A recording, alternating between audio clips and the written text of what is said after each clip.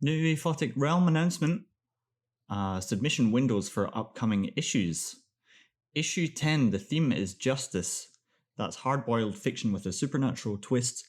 The deadline for that will be April 1st, 2020. Issue 11, the theme is kaiju, giant monsters terrorizing civilization. Deadline will be October 1st, 2020 for those stories. Issue 12, the theme is lycanthropy, which is, of course, self-explanatory. It can be any type of animorph with a bloody twist. So I guess that's werewolves and Jesus, giant, I don't know. What do people turn into? Seals? I've just got a little seal on my desk, so I thought of that. I don't know. You'll have to be more imaginative than I just was. But the deadline for lycanthropy, January 1st, 2021. Good luck to everyone submitting.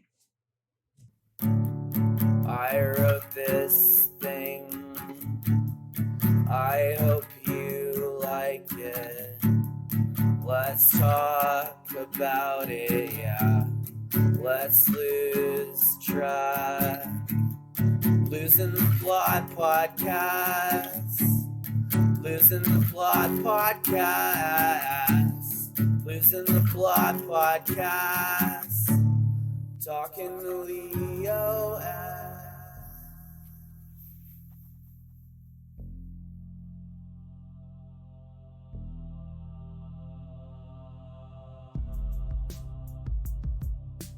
Today I'm talking to Marshall Riley, who provided us with that excellent new Losing the Plot theme tune.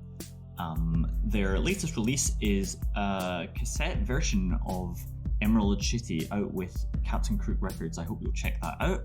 Always a pleasure to talk to Marshall.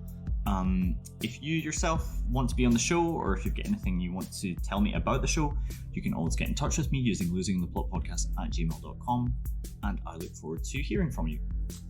But that's all my intro chat, so here is my chat with Marshall. Now I can hear you now. Oh, perfect. Never mind then.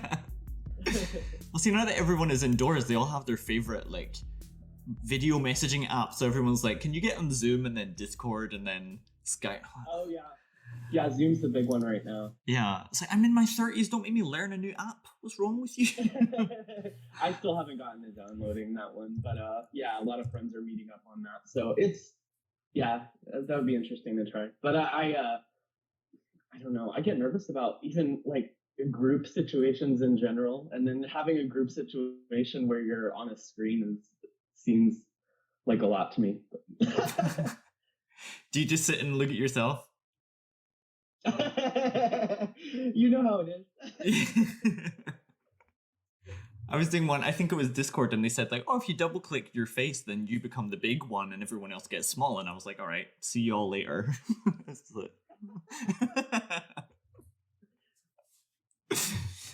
Totally. So, are you indoors like everyone else at the moment? Yeah. Hunkering down. That's what our governor said. We need to hunker down. It's cool. Is it going okay? Yeah, we're doing our best out here, trying to stay healthy, and yeah, just doing our best like everyone else. I didn't get the handbook on how to live through a pandemic, so we're playing it by ear. Yeah. How about you? How are you out there? Yeah, good. I'm working from home. This is my office. This is where I spend all the time. Yep. I think, as an introvert, I think it's great. I would have to. I'm not in an open plan office, so there's not just people talking over my head all the time, and I just get to fire off emails all the time, which is all I wanted to do anyway. You know. I mean, yeah. The number of tasks I put off because I felt guilty that I wasn't going to see the person in person when I could. You know, and I was like, well, if I send an email, that's kind of a dick move because I should just go see them, really. And I'm just like, boop. It's what everyone's doing. So yeah. So now I'm having a pretty good time. But yeah, it's so tempting to make yourself do a bunch of tasks that you would never do now that you're home all the time. Oh yeah, especially if you're on social media, you see everybody else's sort of productive moves, and I don't know. There's a lot of great ideas out there, but also I'm perfectly happy just going my own way. It's what I've always done. So. Fair. So you got any projects on the go at the moment, or? Yeah, I don't know. I mean, I have been kind of I was super inspired to write a song when everything first started going down because all the shows were getting canceled. And as an artist and just kind of a music lover in general, that's that was weighing on me a lot. We were supposed to go see Bikini Kill.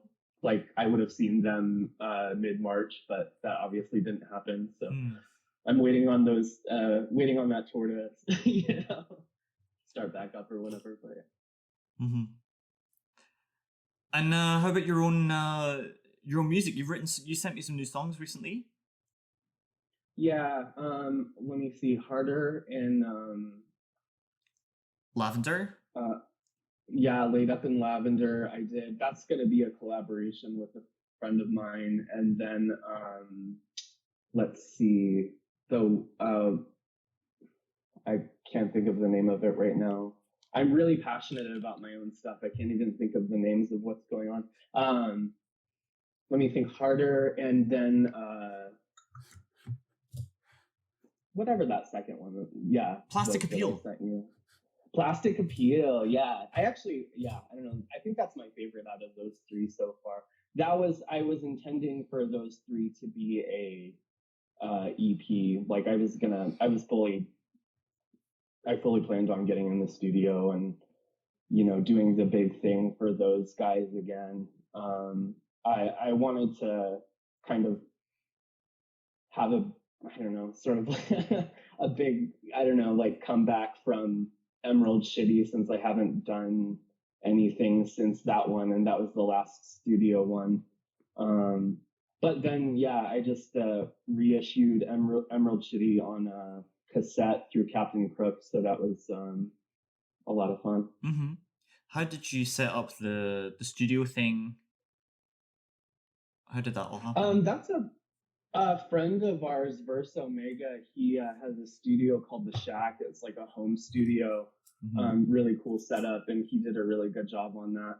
He just basically, he was really cool about understanding, like, I had a set vision because I know exactly how I want my music to sound. And then my friend at the time that was drumming for me, it was just me and him, and we got in there as a duo, like the White Stripes.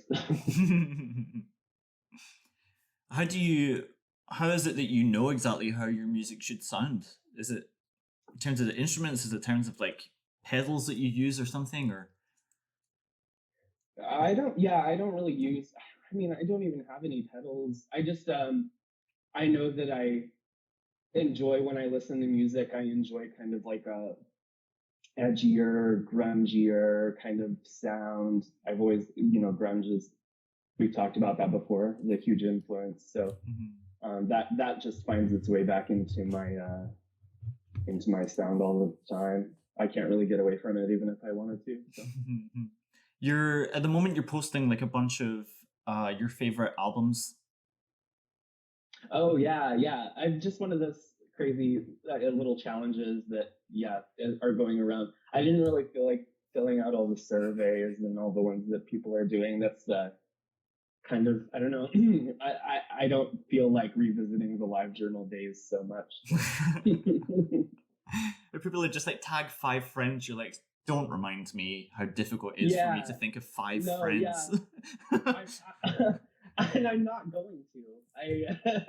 It's bad enough that I feel forced to, I don't know, do however many 45 question survey that I'm not getting paid for.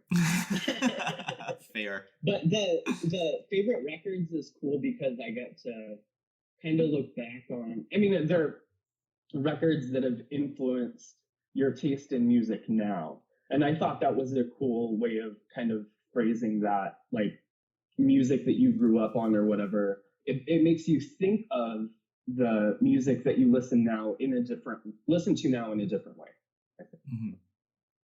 Yeah, I think like the music you listen to when you're younger, like up until a teenager, is like formative, right? Do you find that you have like less influences now, less new influences?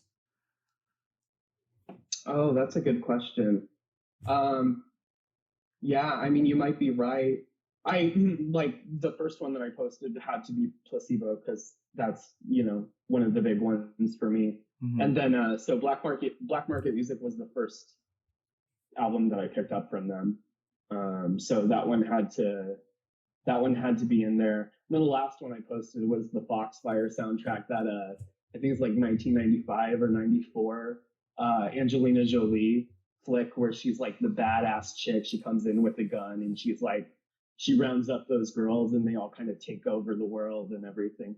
Or at least that was filmed in Portland. So that was filmed in the Pacific Northwest. I think it was Portland. But there's a lot of bands on that I still listen to, like Kristen Hirsch from Throwing Muses is on there. Rose Chronicles is a huge one. The Christy Thirsk from that band did a lot of work with Delirium, and Delirium is still a huge, I mean, if not an influence, just good for just putting on in the background. So yeah, and then let me think. You've got like some grunge standbys like Candlebox and Mystery Machine. So yeah, great stuff. That was it. I think soundtracks are really great for that challenge because of all the influences they pull together.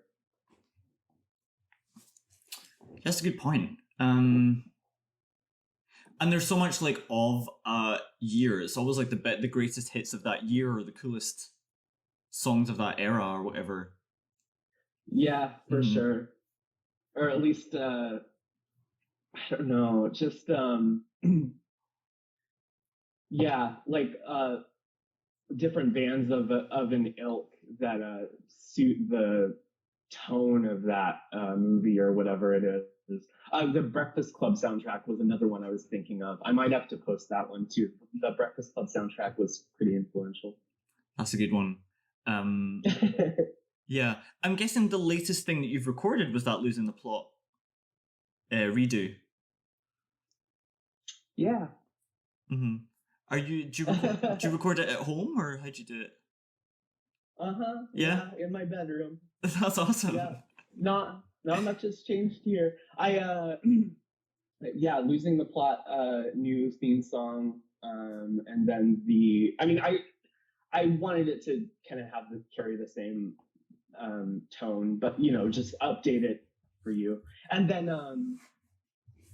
Sick Pay I did before that. So yeah, those are, I guess I do not want to call them the COVID singles, but I'm just like, in my head, I just think of them as the COVID singles because it's like, yeah, it's why I'm doing it right now. The themes and stuff that have come up in those come straight from having to be stuck at home.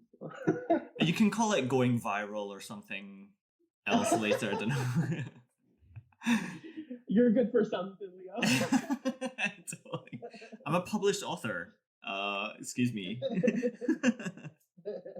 Hey, and I just remembered you did that amazing voiceover for the short film. Oh, thanks. Yeah, thanks for letting me do that. That was a lot of fun. I like I said a few interviews ago or whatever, I had done stage work and stuff, and for a while that was really a lot of fun for me. But honestly, I'm just an expressive person, so being able to kind of like have that exercise was really cool. I appreciate that. No, I really appreciate it too. I think you did a great job because I think it was like I was going for like a John Waters hyperbolic thing, and I think you really nailed that. Yeah, oh my gosh, when you're reading the review, I was pretty proud of us both. That was really just, I don't know, your facial expressions and everything, it all fit together. That was a lot of fun. It was an iconic moment for Stavanger in Norway. I'll tell you that much. Yeah, it was cool. Okay, so yeah, and you're still singing with friends. You're going to do some. Yeah, well, not now, but yeah. I definitely have those plans for sure. Mm-hmm. But you mentioned that your sound is changing a little bit. Like, in what ways is it changing? Well, for sick pay, how I had it in my head was trying to get away from, I mean, not necessarily get away from, but go beyond like in a lot of ways I emulate Brian Molko nowadays with my vocals.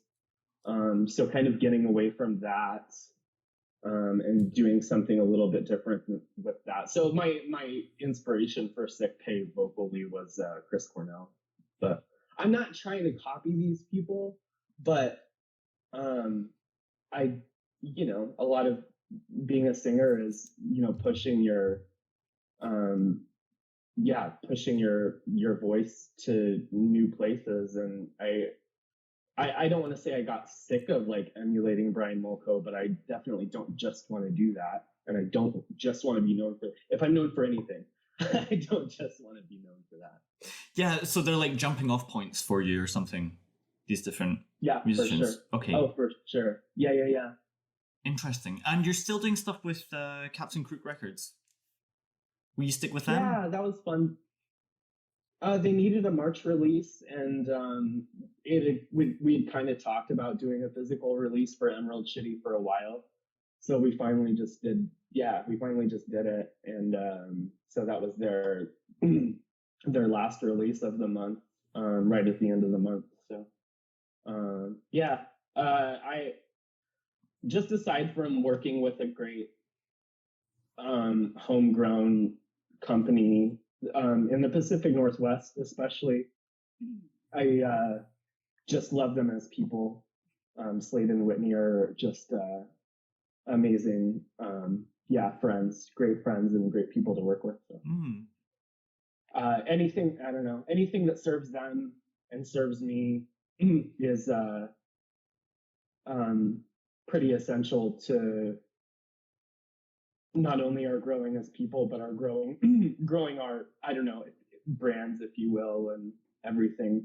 I think it just fits perfectly, a home recording artist, grouping with a homegrown record label. Yeah,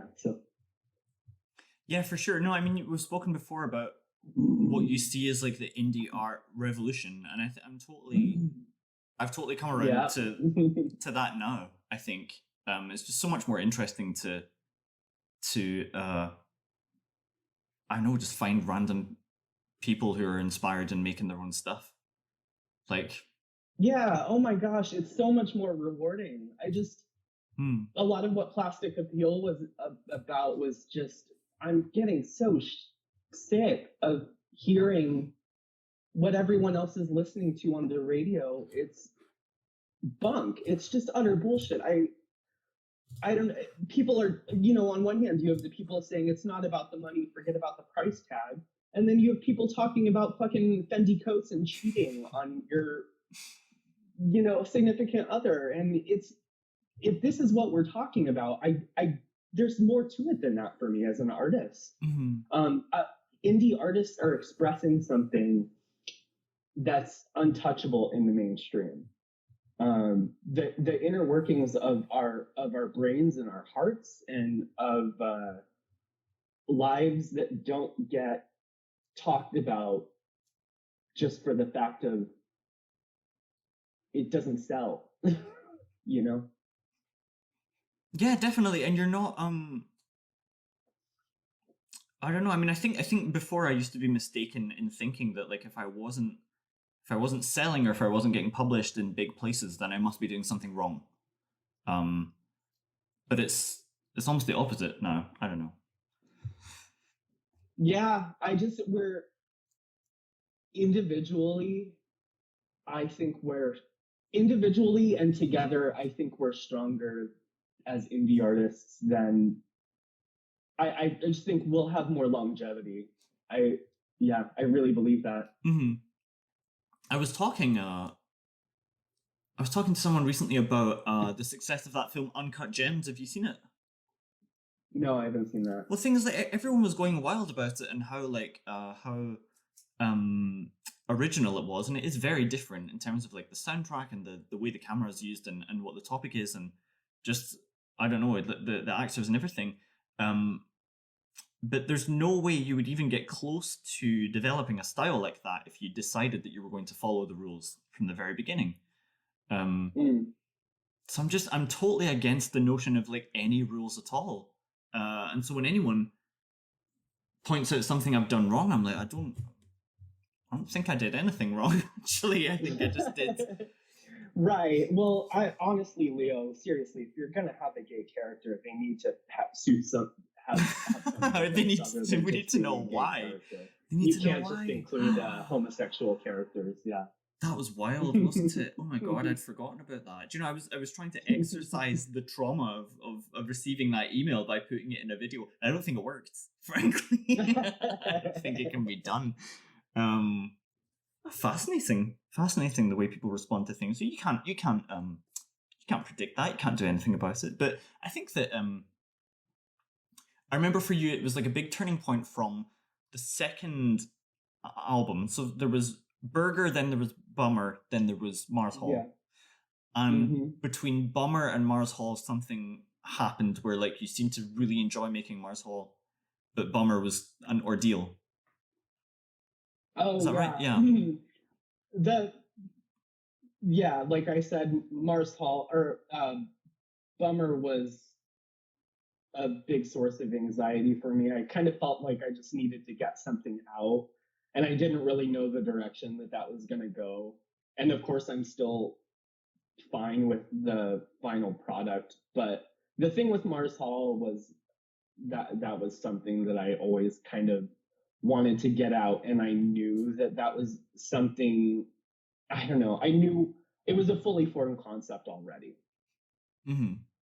As opposed to just being something that I felt like I had to get out but didn't know the direction I was going. Because I think I'm trying to explain it. Like, I mean, I've talked to so many different types of artists now, and I think it's the same thing. Is like you go through a period of just, I don't know if it's what you went through, but I know many people who like they're desperately trying to please an imagined audience, an imagined, you know, manager, studio, publisher, whatever it is, and then you push beyond that, and then you go, I'm just going to write. In my case, it's like I'm just going to write whatever the hell I want and have a great time doing it, and then like the writing quality gets way better. You have a better time doing it. Your output goes higher. Like everything you wanted to do, or everything you were like bullying out of yourself before, just gets better when you deliberately go in a direction of only enjoying what you do. You know? Yeah. Does that make sense? Yeah. No, for sure. And it also speaks to your experience, because the more that you're able to do that, the better and better your work becomes. Yeah, absolutely. I think that like the more satisfied you are with it as well. Yes. Yeah, absolutely. And I think do you think it's like from school that you're kind of trained to think that like something must be grueling for you to be doing it properly? That's where I think it comes from. Oh, for sure. Oh my gosh. Yeah, blood, sweat, and tears all the way. And while that's, I mean, to a certain degree, of course, I can't deny that or, you know, test that theory from the opposite side. There's got to be some point where you are truly having just a great time. I mean, also, I don't think it's just the grueling work. Sure, like I mean, that's what life, you know, entails, but you have to enjoy it on some level. Yeah, for sure. Yeah, I think the argument, I guess, is sort of like, you know, large pockets of adulthood are like kind of dull and a lot of hard work. And it's like, okay, but there's no need for me to reflect to that or add to that. There's no need for me to be like dull or like stern. You know. Yeah. No, seriously. I mean, like, that's fine if you just want to have so much notoriety, but be a, you know, hugely unhappy person. Yeah. But I don't, that's not for me. No, me neither. Me neither. And I think that like every it doesn't matter how much you know if people can't stand to be in the room with you. You know? Oh, I would yeah. rather work like I would rather work with somebody who doesn't know as much, but like is like anyone can learn. But like being a Yeah. nice person, that's like if Oh, that's yeah. like There's no step excuse one, to give everyone grief if what you want for the final product is gold to you. Then I just, yeah, no, you've got to have the, I don't know, sort of like the genuine, like wholesome enjoyment of it. Yeah. Have you always known that? I don't. I don't think I had a concept of that going into making music particularly. I I knew that I had a song in my heart to get out, but understanding that everything I've done right now has led up to how I make my art. You can't really trade that.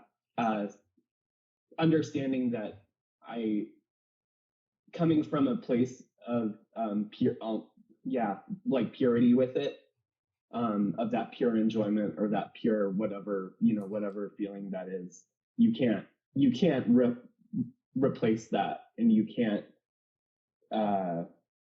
copy that. Like that's, you've got to have that. Yeah, I don't know. I don't think that I necessarily had a concept of that when I started, no. But it's, I wouldn't trade that for anything. That wisdom, of course. Like, I think when you start a new skill, that like the vulnerability of starting a new skill makes you really I don't know, like open to suggestibility about how it has to be done. You know? Oh, for sure. Oh, yeah. Oh my gosh. Definitely. Nail on the head. Do you think it's also something to do with the role of being a man? Something about the, I'm just trying to reflect on what I see, at least with the other creatives that I've worked with now. That they seem to be performing a part, you know, of the stern guy who knows lots of things and is going to put everyone else in their place. Oh, yeah, perhaps if they're trying to fit, somebody's shoes, or trying to, like kind of like cookie cutter, like emulate that type of artist. Mm-hmm. I just don't. The thing with me with gender is, I'm still kind of exploring that with myself, because I've had to kind of like face some pretty important truths with myself the past year, but the past couple years. But what I'm trying to understand more about myself is that I don't necessarily feel like I need to call myself a male, or I don't know. It's understanding that my gender identity kind of is outside of that polarity of male and female a lot of the time, and sometimes it doesn't. Sometimes I feel like a guy, but having to fit a gender role at this point in my life feels completely useless and not at all on the road I am on. It was something I wanted to ask you about, because I know it's something you've been thinking about. What made you start thinking about it in a different way? Well, this is I want to say like 5 years ago now. I think my partner had seen some interview with, I think it was Pandora Box from RuPaul's Drag Race, that they said once they understood that there was, or once they heard that there was a concept, or, that somebody had shined a light on this term non-binary, and they said, I finally understood, like, that was me. Just kind of the light bulb went off and it clicked, like that was them.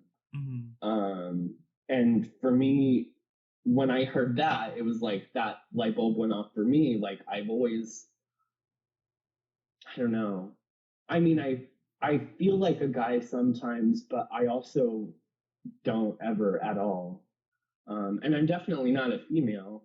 So it's not that I don't feel like anything, it's that I feel like something beyond. I feel like my identity goes beyond, those standards. No, I mean, I'm always interested to hear people describe what it feels like to explore that kind of thing, because it's not something I know very much about, but I'm sure it must be very difficult to try and explain to somebody who doesn't know what it feels like. Yeah. No, I'm still learning.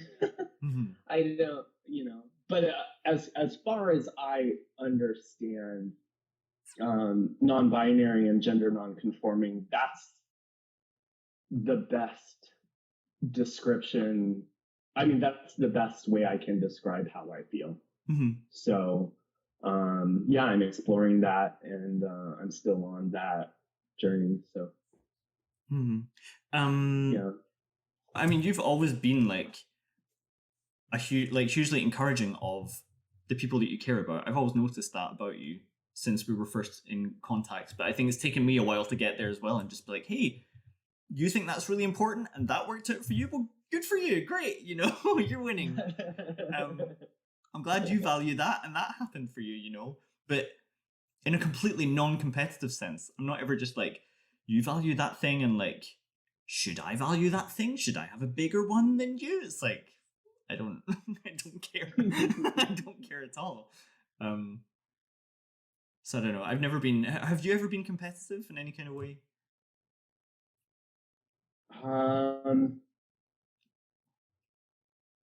It's taken me a while to get there, I think. In a lot of ways I am, but sometimes I'm just like, overall, I would just say, like, competition is not that important to me, because I value, like, my own livelihood, I guess, enough to not kind of, like, fuck around with anyone else's, honestly. Yeah. I think the interesting thing for me, having, now that I've spoken to so many writers and so on, or just people in general, is like, when you hear that they're competitive, it just tells you what motivates them, not necessarily how much they're winning, how successful they are, just how they orient themselves towards completing tasks and stuff. So I used to think there was something wrong with me because I wasn't competitive, because it meant I wasn't going to win if I didn't care about winning. But it's not really true. It just, I don't know. Yeah. I also see that as sort of like goes hand in hand with comparing yourself to others, which I'm not really that interested in. Yeah.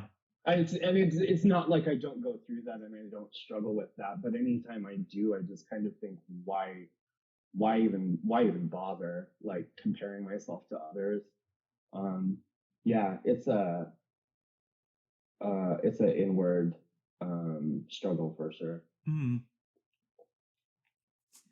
So previously we always talk about Naomi Watts. How did I know she was gonna? Yep. No, but that's why. My friend Naomi. You're happy to tell me any Naomi news you have, but I actually wanted your opinion on 3 different celebrities. Laura Dern. Oh, Laura Dern, brilliant. Absolutely phenomenal. Yeah. Yeah, I don't. If anybody, yeah, just the same as Naomi Watts. If anybody has anything bad to say about those people, I couldn't. Yeah, I couldn't deal. How could you possibly? And I'm so glad that like the world has figured that out, because for whatever reason she's having this massive renaissance in the last years, and she's in she everything. really is. Yeah. It's kind of hard not to think of her in what was the one where she was really young? The Fabulous Stains. Ladies and Gentlemen, The Fabulous Stains. It was her and Diane Lane, I believe. Okay. Yeah, and she was, I think, she was like 14 or 15 when she did that film. Okay, I thought you were going to say Blue Velvet. Oh, Blue Velvet, of course. Yeah, classic. Mm-hmm. But I mean,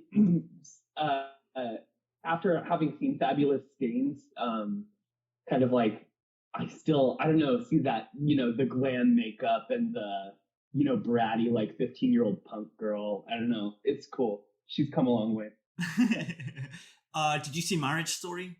Laura Dern is in it, and she's great. Very cool.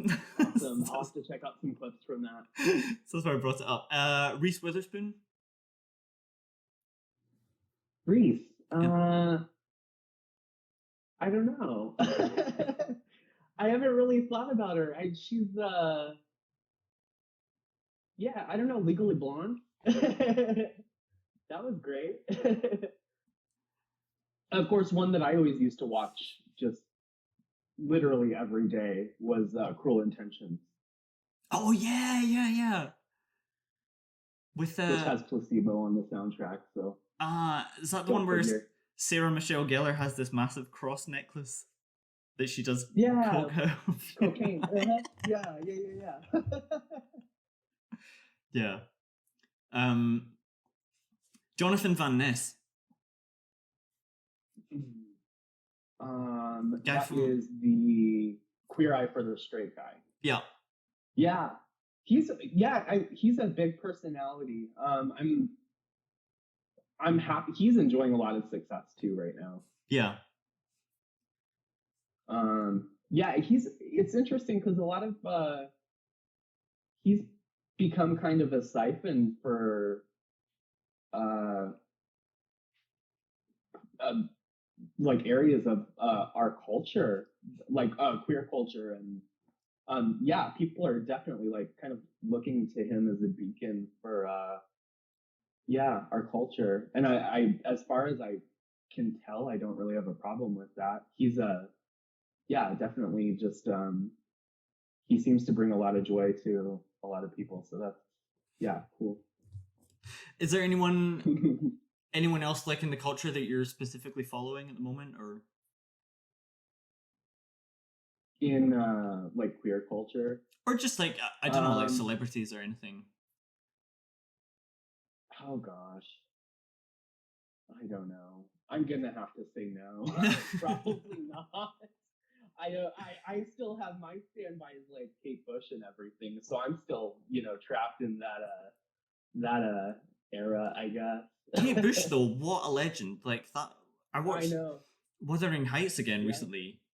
What the hell is that? That's insane. Yeah. She was like number 1 in the UK, and she was like 17, 18 or something. 17, yeah, when she started. Total icon. Mm-hmm. You reading anything good lately? A lot of metaphysical books. I picked up a lot of like books on witchcraft and stuff. I'm just kind of like looking through those, and I just read Lacquers was phenomenal because I just got the new Flesh. Thank you, yeah. Well done, yeah, for sure. What just a solid piece. Yeah, way to go. Cheers, I really appreciate it. I worked so hard on that one for a really long time because I loved, I really wanted to be in that book, and I love what Weird Punk do. And yeah, was Lacquers already a story in your head, or did you hear about the Cronenberg tribute and say I wanted to add to that, or what? Yeah, it was that. I heard that I talked to Sam Richards, like in, I think, November, December 2018 or something, and that's when he told me it was coming out, and I was like, all right, cool. I read the submission call, And then this is how I get stories. As I just said to my subconscious, like, I would like a story for this, please. And then I just like went about my business. And then about a month later, it went, orgy club for disfigured people. And I was like, all right, cool, I'll write that. And that's how I got the idea. I was just sitting reading, and then it was like, I got it, by the way, I got it for you, Leo. And I was like, all right, okay, cool, I'll start there. And I just kind of started there, and then I thought about just what kind of happens to groups that meet around extreme ideas or anything, is that they start to eat their own in a way. And also the notion that, like, we're lovable because we're imperfect, but does that mean that, like, the more imperfect you are, the more lovable you are? It's, I don't know the answers to these questions. So I just thought I would frame it that way, and also that way that other people can manipulate you into saying, like, that you have, you lack something that you didn't notice that you lacked, and they have the cure for you, and like they were the only ones kind enough to point it out to you. A bit like this kind of, maybe that's like what the incel culture thing is doing, is like, you don't understand you're not going to get a girlfriend because your nose is like the wrong shape, and like life is against you. And that's obviously nonsense, but it gets in people's heads. So, and I think we're all... Well, yeah, no, for sure. As a cult will do, if they, it speaks to that part of you where you don't have a chance in regular life unless you kind of wake up that part of yourself to be, I don't know, for sure. I don't know what I was getting at with that, but yeah. That makes total sense. The thing I loved about Lackers is just, I don't know, as with anything that you write, there's so much soul to it. I really appreciate that. Yeah, it's I definitely make sure that anything I write is really meaningful to me. And then now I definitely don't feel like, I used to feel like, oh my God, I write it, it's meaningful to me, but then like it won't get published by a big publisher. And I used to think, should I, I just used to feel bad about myself. Like, oh no, I wish I was the kind of person who's like, the shape of my meaningful things was also commercial. But now I don't care. My last story, I'm so proud of it. It was about like, I was trying to ask whether or not Marina Abramovich would like download her consciousness into a computer if given the chance. And so that's what the whole story was about. This is what, Grief? No. It's just a story I wrote recently. No. Oh, very cool. Yeah. Awesome. And I was just like, if you don't care about the answer to that question, you're not going to enjoy the story. But also, I really wanted to know. So I was like reading her memoir and everything and trying to find like all kinds of evidence. Like, would she do it? Would she not? And I don't know the answer, but I was just like, what do you think, guys? Do you think she would download her consciousness? Do you think Marina Abramovich would do it? I've just gone fully into my own interests, and it feels great, That's awesome. Well, that's why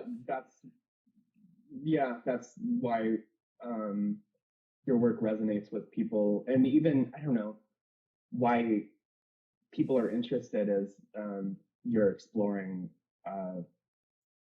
concepts that, haven't been explored. And that's what makes your mind so cool and different. Yeah. I really appreciate the feedback. I don't, as an engineer working in Norway, I don't often hear it, so it's nice to hear something. Mostly just go, you forgot to give feedback on that process data sheet, and I'm like, no, okay, cheers. That's what I hear much more often. Sorry, I was late. I'm giving my feedback, but the pressures and temperatures are acceptable. It's fine by me. So, yes. Always a treat to talk to you. You too, Leo. Glad you're doing great. Glad the music is still rewarding. Looking forward to hearing what you do next. Really appreciate the new Losing the Plot theme. Love the way that turned out. Yay! Yeah.